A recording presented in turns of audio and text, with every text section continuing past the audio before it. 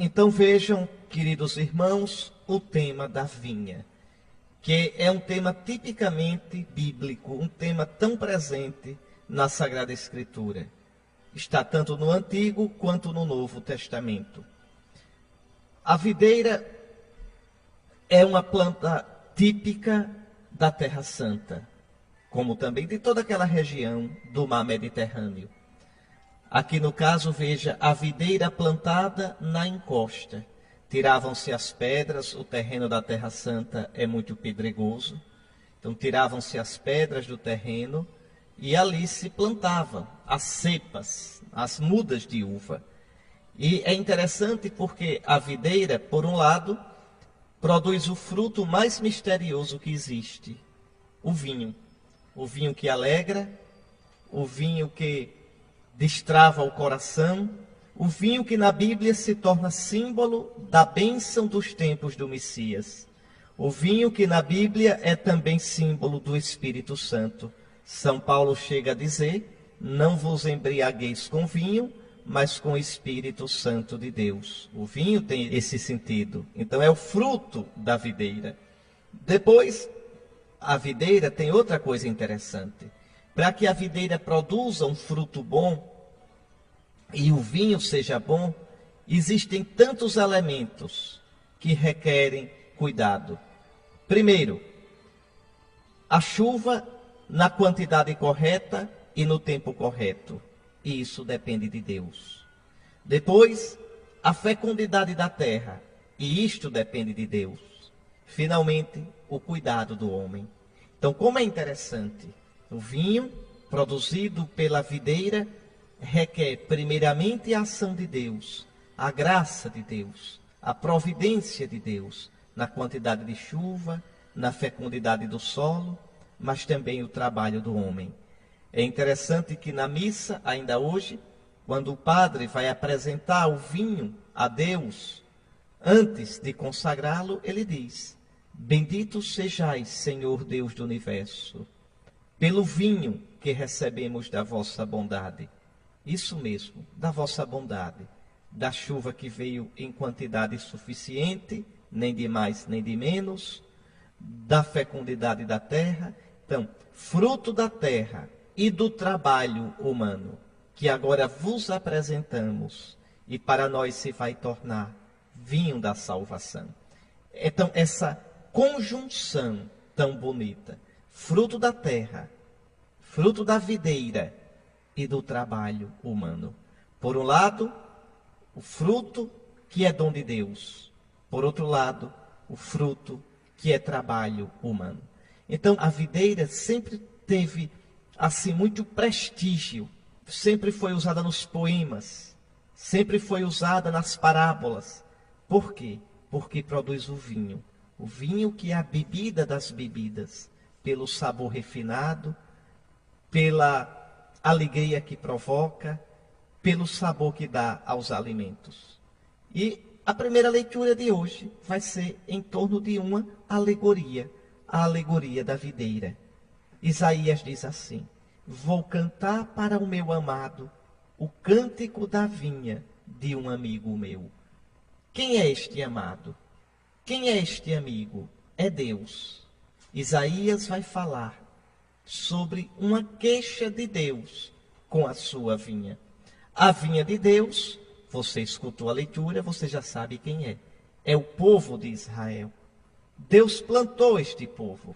Nós vamos daqui a pouco rezar o Salmo 79, e o salmista vai dizer que Israel era uma cepa, uma muda de videira, uma cepa que Deus arrancou do Egito e trouxe para Canaã, trouxe para a Terra Santa. Então, Deus é o dono da vinha. Deus é o proprietário da vinha. O Santo Padre Bento XVI, no dia em que foi eleito, ele disse, falando de si mesmo, apresentando-se a si próprio, que era um humilde trabalhador da vinha do Senhor. Pronto, a vinha do Senhor, que é a igreja. No Antigo Testamento, a vinha do Senhor é o povo de Israel. No Novo Testamento, a vinha do Senhor é o novo povo, a igreja. Então, Vou cantar para o meu amado o cântico da vinha de um amigo meu. Um amigo meu possuía uma vinha em fértil encosta. Cercou-a, limpou-a de pedras, plantou videiras escolhidas. Edificou uma torre no meio e construiu um lagar. Esperava que ela produzisse uvas boas, mas produziu uvas selvagens. Então, temos aqui um vinhateiro, um proprietário, que pega uma encosta de montanha, tira as pedras do terreno, ajeita tudo, constrói uma torre. Para que uma torre? Porque os bichos, javali, por exemplo, raposa, costumavam entrar nas vinhas e danificavam os frutos, totalmente, danificavam os brotos. Então, se constrói uma torre para olhar, para vigiar, para evitar que os animais devastem a vinha. Então, como esse vinhateiro, como este proprietário cuidou da sua vinha, Deus cuidou do povo de Israel. Deus trouxe essa vinha, que é o povo de Israel, do Egito, com cepas escolhidas. Essas cepas são os patriarcas, os 12 filhos de Jacó, os 12 filhos de Israel. Deu a terra de Canaã para o povo, para que o povo ali crescesse na aliança de Deus, crescesse no amor a Deus. E o resultado está aqui, a queixa de Deus. Ele esperava que ela produzisse uvas boas, mas produziu uvas selvagens. Agora, habitantes de Jerusalém e cidadãos de Judá, julgai a minha situação e a de minha vinha. O que poderia eu ter feito a mais por minha vinha e não fiz? Eu contava com uvas de verdade, mas por que produziu ela uvas selvagens? Na época do profeta Isaías, tanto o reino do norte quanto o reino do sul viviam numa crise de fé. O reino do norte chegou mesmo a ser devastado pelos assírios. Deus permitiu a destruição total do reino do norte, o reino de Israel, o reino das 10 tribos. Ficou somente o reino de Judá, o reino do sul, o reino das 2 tribos. E por quê? Porque Israel, primeiro, esquecera a aliança. O povo de Israel tinha se desenvolvido economicamente e começou a confiar mais nas suas riquezas, no seu comércio com os outros povos, do que em Deus. Então, o primeiro pecado de Israel, esqueceu a Deus, esqueceu a aliança. O profeta Oséias mesmo reclamou em nome de Deus. Israel esqueceu seu Deus e construiu palácios. Meus irmãos, aqui está a raiz de todo o pecado, o esquecimento.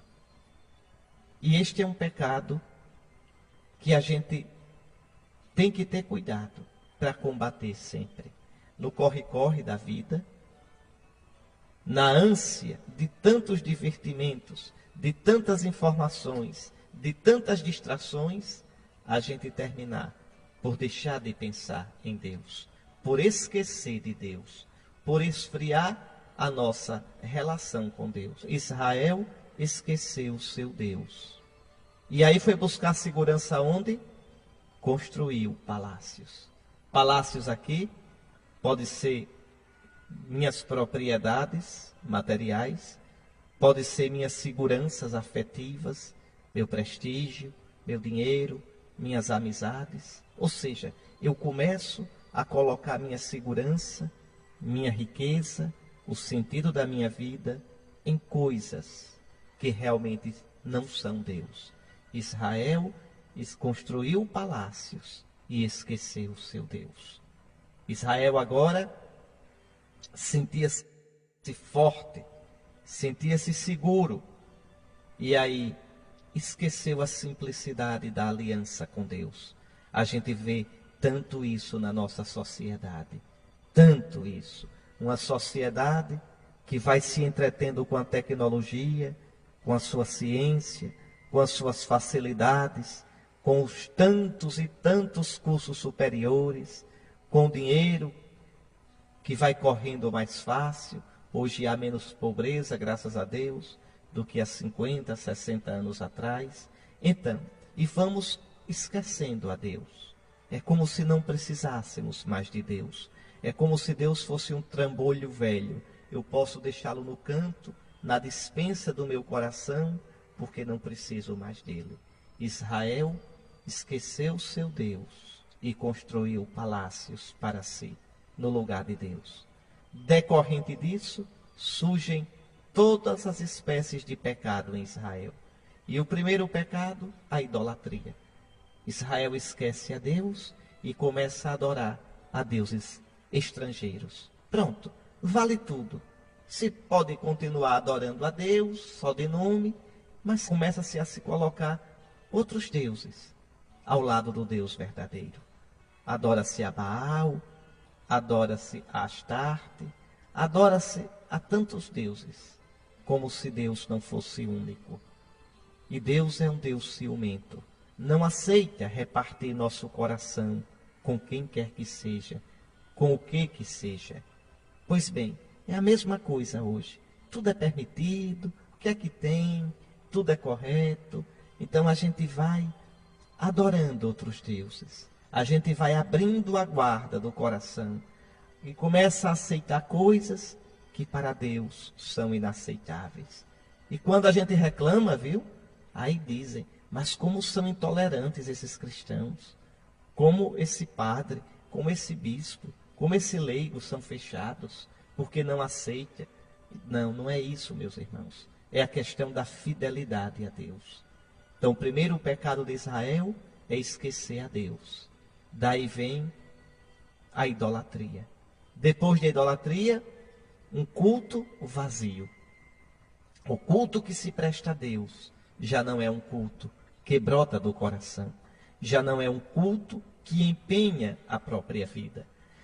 De nada adianta a minha oração, de nada serve a minha missa se eu não me coloco com o meu coração ali. Não é uma brincadeira. Deus é um Deus ciumento.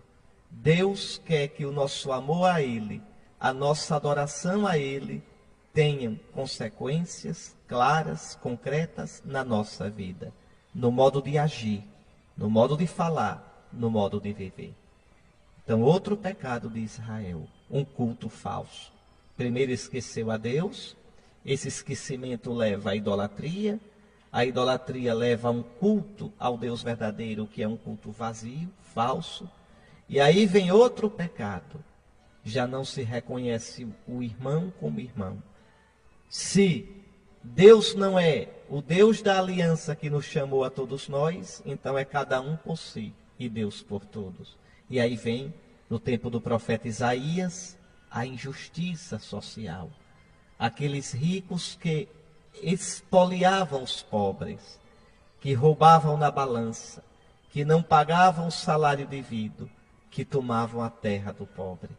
Eis aqui, Israel perde a noção da simplicidade de vida. E meu querido irmão, minha querida irmã, isso a gente pode ver ainda hoje. Pense um pouco. Quando Deus deixa de ser o eixo da minha vida, eu perco também a alegria das coisas simples. Quero tudo macro, quero tudo mega, quero tudo grande, quero tudo para mim. Então esse é o outro pecado de Israel, a injustiça social. E por fim, um outro grande pecado, a imoralidade, o relaxamento nos costumes. Então essa era a situação de Israel. Estes são os frutos azedos, estas são as vinhas ruins que Israel produziu. Eu esperava que ela produzisse uvas boas, mas produziu uvas selvagens. E nós? Nós somos a nova vinha do Senhor. A igreja é a vinha do Senhor. Que frutos estamos produzindo? Que fruto você está produzindo na sua vida? Que fruto eu estou produzindo na minha vida? Porque produzir uvas azedas tem suas consequências. Jesus disse no Evangelho que todo ramo que não der fruto, o Pai corta. Olha aqui o que diz o profeta, escute só. Agora, habitantes de Jerusalém, cidadãos de Judá, julgai a minha situação e a de minha vinha. O que poderia eu ter feito a mais por minha vinha e não fiz? Eu contava com uvas de verdade, mas por que produziu ela uvas selvagens? Pois agora vou mostrar-vos o que farei com minha vinha. Vou desmanchar a cerca e ela será devastada. Quer dizer, os animais vão entrar, vão devorá-la. Vou derrubar o muro e ela será pisoteada. Vou deixá-la inculta e selvagem. Ela não será podada, nem lavrada. Espinhos e saças tomarão conta dela. Não deixarei as nuvens derramar a chuva sobre ela. A chuva simboliza a graça de Deus, a fecundidade de Deus. Então vejam, qual é o castigo da infidelidade de Israel? É a esterilidade. Uma vinha que não dará mais fruto. Uma vinha que será pisada por outros povos. E realmente isto aconteceu, viu, meus irmãos? Em 722 a.C., vieram os assírios e destruíram o reino do norte, o reino de Israel. E em 584, primeiro 594, depois 584 a.C., vieram os babilônios e destruíram todo o reino de Judá. Levaram o povo para o exílio. Então não se brinca. Aquela palavra de Jesus, todo ramo que em mim não der fruto, o Pai corta. Vejam, não é brincadeira. É preciso que eu olhe para a minha vida, que você olhe para a sua vida, que nos perguntemos, que fruto eu estou produzindo? O que estou fazendo da minha vida? É preciso que a igreja sempre se faça essa pergunta. Quando eu for comentar o Evangelho, eu falarei também sobre a igreja, porque a igreja é a nova vinha do Senhor. Nós vamos escutar isso no Evangelho. Mas escute ainda o que Deus diz, terminando a leitura de hoje, essa primeira. Pois bem, a vinha do Senhor dos Exércitos é a casa de Israel, e o povo de Judá, sua dileta plantação, quer dizer, sua plantação querida. Eu esperava deles frutos de justiça, e eis injustiça. Esperava obras de bondade, e eis a iniquidade. Está aí. Senhor, ajuda-nos, Senhor, a produzir frutos de vida eterna. Senhor, Tu nos plantaste pelo batismo na terra do Teu coração. Senhor, Tu nos cercaste de carinho e proteção. Tu limpaste de nossa vida as pedras de nossos pecados. E, no entanto, Senhor, tantas vezes os frutos que damos não são os frutos que Tu esperavas. São frutos azedos, ou às vezes nem fruto damos. Ajuda-nos, Senhor. Converte o nosso coração. Vamos agora rezar juntos o Salmo 79, e vocês vão ver que esse salmo é uma lamentação. É o povo de Israel que diz assim: Senhor, por que Tu abandonaste a Tua vinha? Tu trouxeste esta vinha do Egito, te trouxeste as cepas do Egito, plantaste na terra santa. Senhor, agora acabou-se tudo. Volta para nós, Senhor. Olha dos céus, vê, visita a Tua vinha. Salva-nos, Senhor. É o povo de Israel, depois do exílio, suplicando a Deus que o salve. A leitura que a gente acabou de ouvir, no bloco passado, era de antes do exílio. Deus prevenindo que iria destruir a sua vinha. Agora é a vinha destruída, pedindo socorro a Deus. Eis aqui, a vinha do Senhor é a casa de Israel, e a igreja é o novo Israel. A vinha do Senhor atualmente é a igreja. Eu vou fazer uma pergunta e depois a gente vai pensar.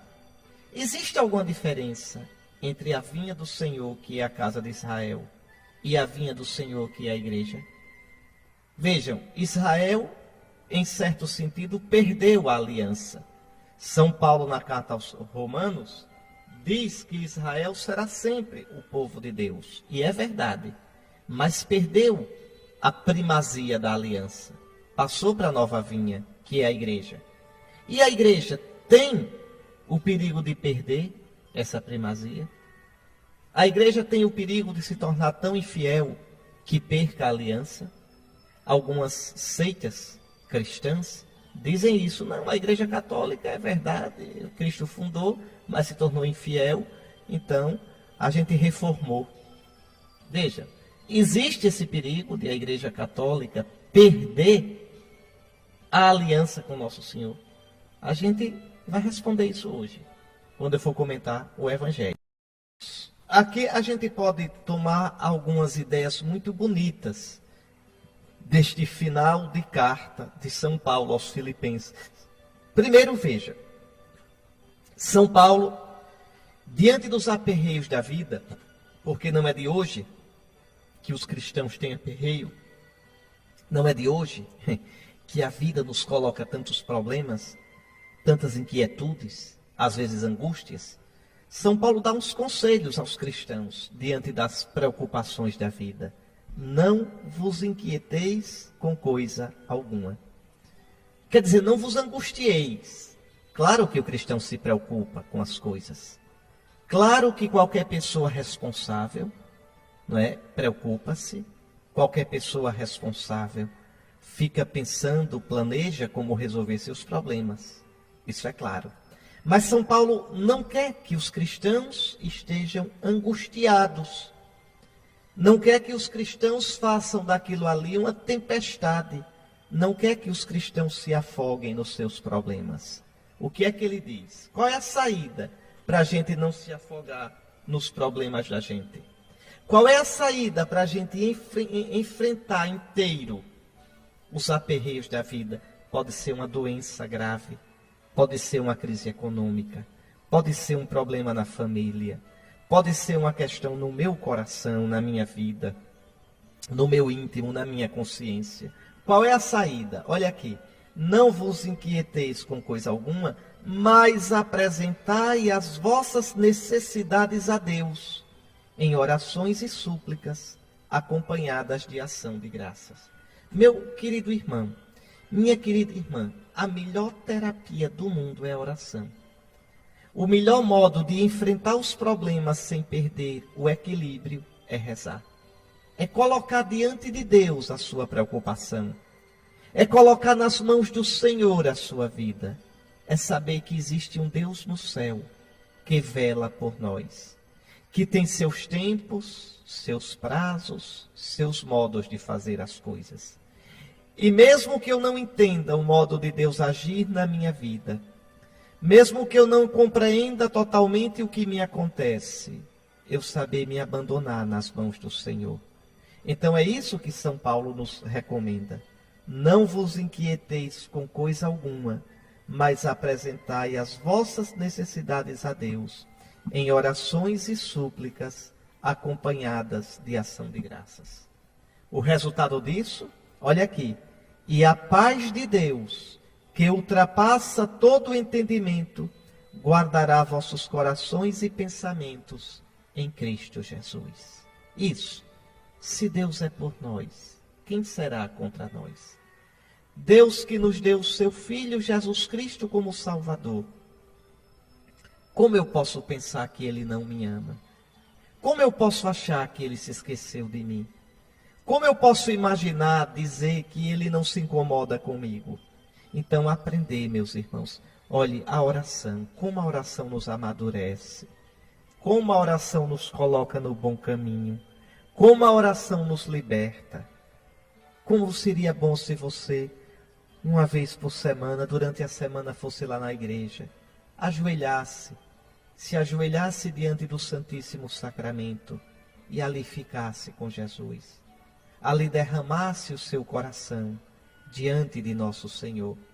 Como seria bom que você tomasse a palavra de Deus e lendo-a, ouvindo-a com o coração, meditando-a, encontrasse nela o amor do Pai, o coração de Jesus. Você enfrentaria os problemas da vida com tanta coragem. Você enfrentaria as dificuldades sem perder o rumo, porque a paz de Deus, que ultrapassa todo o entendimento, guardaria os vossos corações e pensamentos em Cristo Jesus. A gente vive num mundo estressante. As pessoas querem resolver tudo sozinhas. As pessoas querem fazer tudo do seu jeito. As pessoas esquecem que nossa vida está nas mãos do Senhor. Bom, depois que São Paulo diz isso, aí dá alguns conselhos úteis, práticos para a nossa vida. Quanto ao mais, irmãos, ocupai-vos com tudo o que é verdadeiro, respeitável, justo, puro, amável, honroso, tudo o que é virtude ou de qualquer modo mereça louvor. O cristão deve ter uma atitude reta diante do mundo, uma atitude digna. O cristão, o padre, o religioso, o seu comportamento deve ser um comportamento digno. O seu comportamento deve ser um comportamento maduro, um comportamento que edifique, um comportamento que traga para os outros o desejo também de ser santo, o desejo também de caminhar com o Senhor. Então, peçamos a nosso Senhor e lutemos mesmo nos esforçando, nos disciplinando, nos podando para termos comportamento, ou seja, palavras, ações, atitudes, segundo Cristo e dignos de Cristo. E aí São Paulo diz: praticai o que aprendestes e recebestes de mim, o que de mim vistes e ouvistes. Assim o Deus da paz estará convosco. É muito bonito porque você vê aqui a tradição apostólica, a tradição da igreja. Não é só o que eu vos escrevi, é o meu modo de viver, é o que vistes em mim, é o que aprendestes de mim oralmente e aprendestes de mim com o exemplo. Vivei de modo reto e o Deus da paz estará convosco. É isso mesmo. Existia um místico cristão, Santo Isaac de Nínive, que ele dizia assim: conserva em paz o teu coração e uma multidão se salvará ao teu redor. Isso, conserva o teu coração em Deus, conserva o teu coração servindo ao Senhor, e a quantos tu salvarás? Com o teu silêncio, com o teu exemplo, com a tua boa atitude de vida. É isso que o mundo espera no cristão.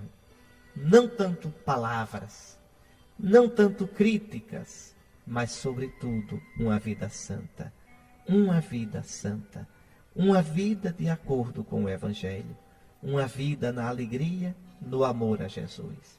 E aí o Deus da paz estará verdadeiramente conosco. Está aí, meus irmãos, o Evangelho, que é uma parábola. A parábola dos vinhateiros assassinos, os vinhateiros homicidas. Há muita coisa para a gente pensar aqui. Primeiro, para quem Jesus está contando esta parábola? Para os chefes do povo de Israel. Aqui a culpa não é da vinha. Veja, na primeira leitura é a vinha que é ruim e não deu fruto. E Deus vai destruir a sua vinha.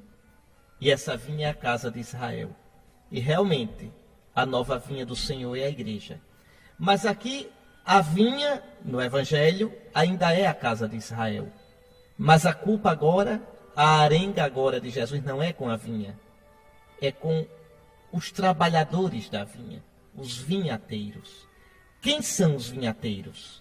No Antigo Testamento, os vinhateiros são chefes do povo de Israel. Os reis, os profetas. No caso aqui do tempo de Jesus, o sinédrio, os fariseus, os saduceus, os escribas, os sumos sacerdotes. Estes são os vinhateiros. Vamos lá, o que diz a parábola? Jesus, veja, é interessante, para quem ele conta a parábola? Para os sumos sacerdotes e os anciãos do povo.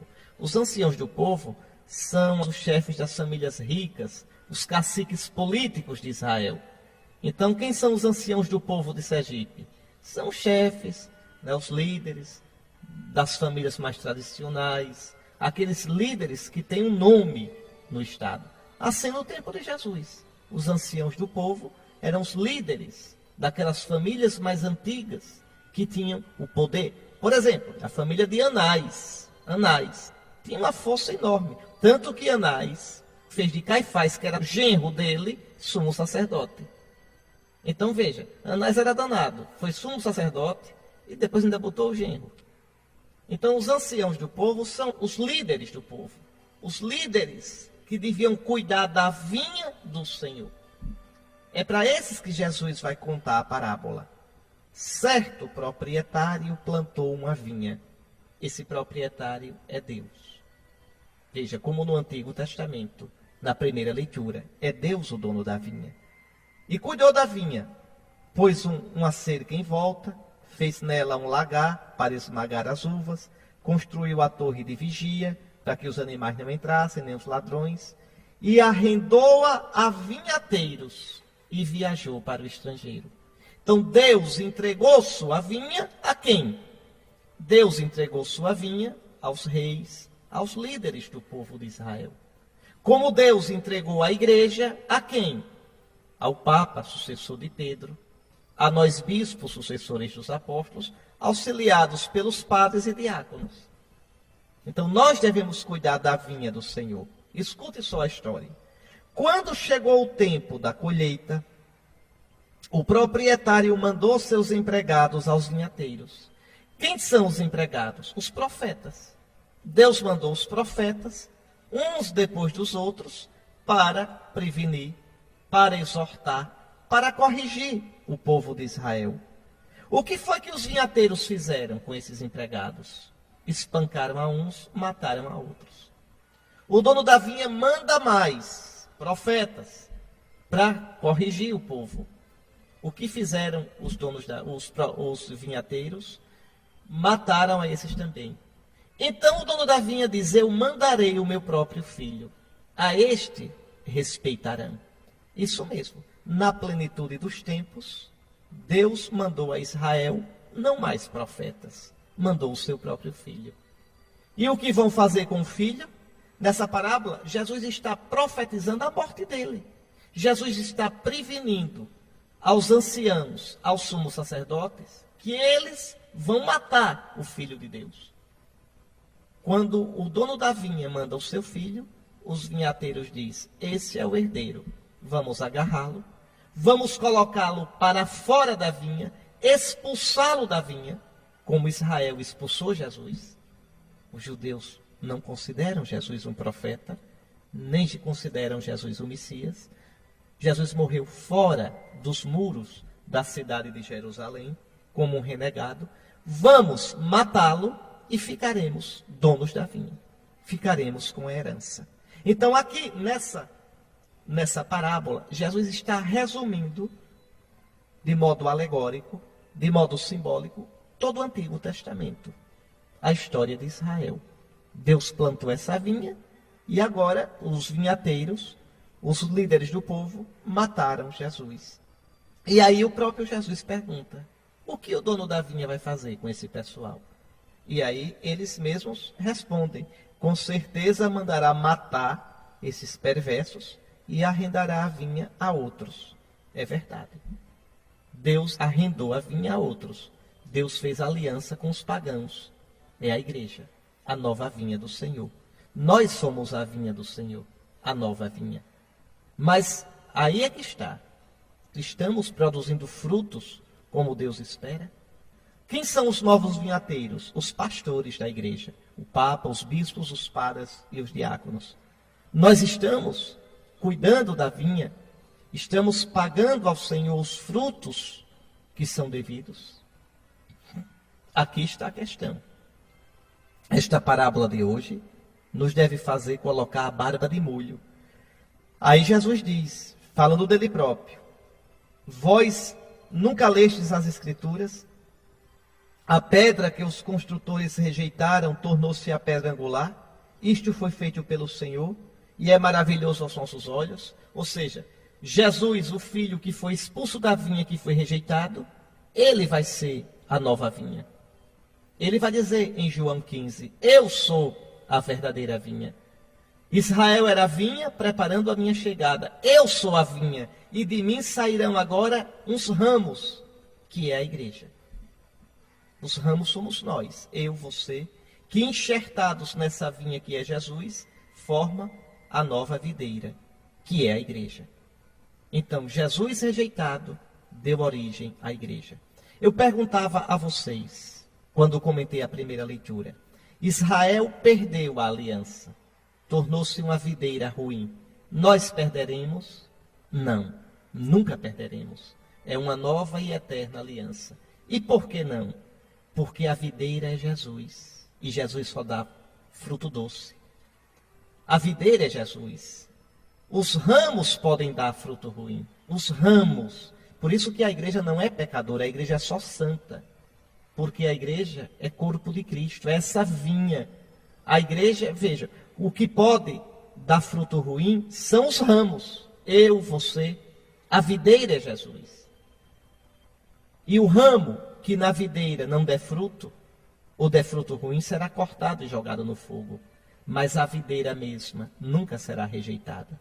A igreja de Cristo, a Santa Igreja Católica, nossa mãe, nunca será rejeitada pelo Senhor. Agora, ai de nós, seus filhos, se nela formos ramos estéreis, se nela formos ramos imprestáveis. É esta a questão. A aliança entre Cristo e a igreja nunca perecerá. É uma nova e eterna aliança. Mas nós cuidemos de perguntar que tipo de fruto estamos dando na nossa vida. Ou se, por acaso, não estamos dando fruto algum. Eis aqui, meus irmãos, essa parábola de Jesus questiona a nós, padres, a nós, bispos, questiona os pastores da igreja. A igreja não é nossa, é dele. O rebanho não é meu, é de Cristo. E eu tenho, como bispo, o padre como padre, o papa como papa, de cuidar, para que possamos, de tal modo, cuidar da vinha, de tal modo podar o que precisar ser podado, que nós possamos entregar bons frutos, o pagamento ao dono da vinha, a Deus nosso Senhor, que amou tanto o mundo, que entregou o seu Filho por nós. Jesus que diz, eu sou a verdadeira videira. Está lá em João 15, meu Pai é o agricultor. Todo ramo que em mim der fruto, o Pai poda, para que dê mais fruto ainda. E todo ramo que em mim não der fruto, o Pai corta. Queridos irmãos, rezemos pela Santa Igreja. Rezemos pelos pastores da Igreja. A vida da Igreja é como a seiva da vinha. Não somos nós quem produzimos. A vida da Igreja é o Espírito Santo de Cristo, que não nos deixa nunca, que não nos abandona nunca.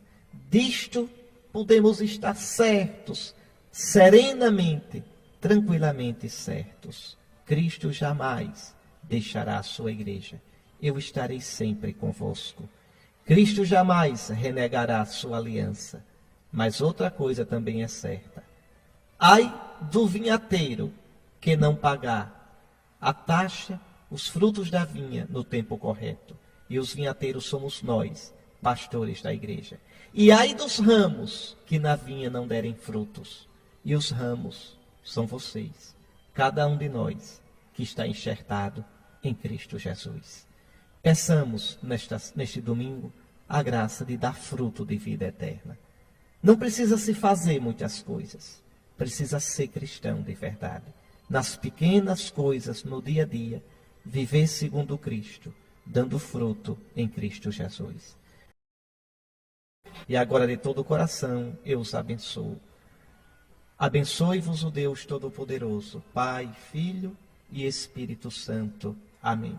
Até o próximo domingo, com a graça de Deus.